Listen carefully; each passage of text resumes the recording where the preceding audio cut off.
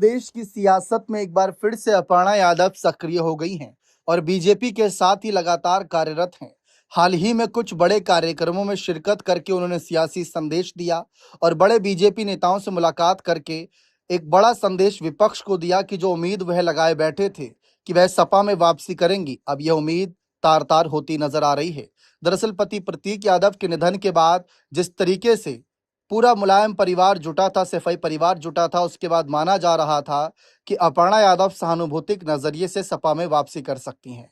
फिलहाल बीजेपी के साथ जुड़ी हुई हैं। हाल ही में कुछ पोस्ट किए हैं उन्होंने सोशल मीडिया साइट एक्स पर, जहां कार्यक्रमों में शिरकत करी और मुख्यमंत्री योगी आदित्यनाथ से भी पहले मुलाकात करी, फिर नितिन नवीन से मुलाकात करी, बीएल संतोष हो गए, राजनाथ सिंह हो गए, तमाम बड़े चेहरों से मुलाकात करके बड़ा सियासी संदेश दे चुकी हैं। लेकिन अब रिपोर्ट्स के हवाले से कुछ ऐसी जानकारी सामने आ रही है कि जिस तरीके से अपर्णा की जमीनी स्तर पर सक्रियता है, माना जा रहा है कि इस बार उनको टिकट देने पर विचार बीजेपी जरूर कर सकती है, क्योंकि उन्होंने महिला उपाध्यक्ष पद पर अभी तक अच्छा काम किया। कुछ मामलों में कहीं ना कहीं आलोचना हुई, जो कि हर नेताओं की होती है, कुछ कड़े फैसले जब लिए जाते हैं।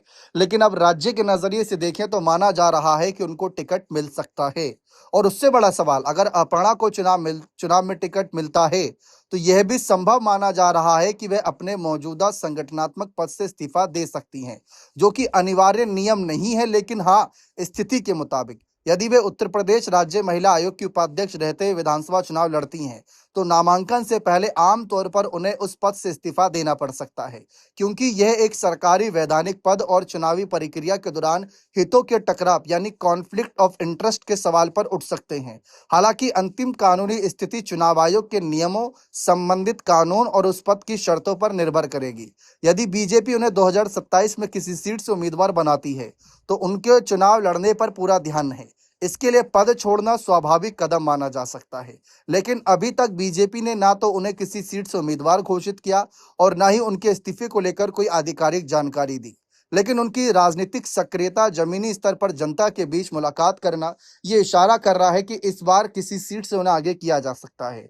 लेकिन कौन सी सीट होगी? राज्य महिला आयोग की उपाध्यक्ष है, इसलिए हर अलग अलग क्षेत्रों में जाना पड़ता है, किसी एक पर्टिकुलर विधानसभा क्षेत्र में सक्रिय नहीं है।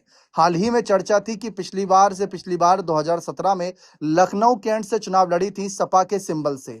लखनऊ में वहां पर कैंट सीट पर सपा का ज्यादा जनाधार था नहीं, अपर्णा चुनाव हार गई थी। लेकिन अब बीजेपी के साथ है और अगर अब बीजेपी की तरफ से कैंट सीट से इन्हें टिकट मिला तो वहां से तो विश्लेषकों का कहना है कि जीत भी पक्की हो सकती है, क्योंकि वहां पर बीजेपी के कोर वोटर हैं। ब्रजेश पाठक पिछली बार चुनाव लड़े तो राज्य के हालिया उप मुख्यमंत्री हैं, उनकी जीत हुई थी शानदार और अच्छे खासे मार्जिन से हुई थी। लेकिन क्या बीजेपी ये फैसला लेगी, क्या इनको टिकट देगी तो क्या पहले इस्तीफा होगा?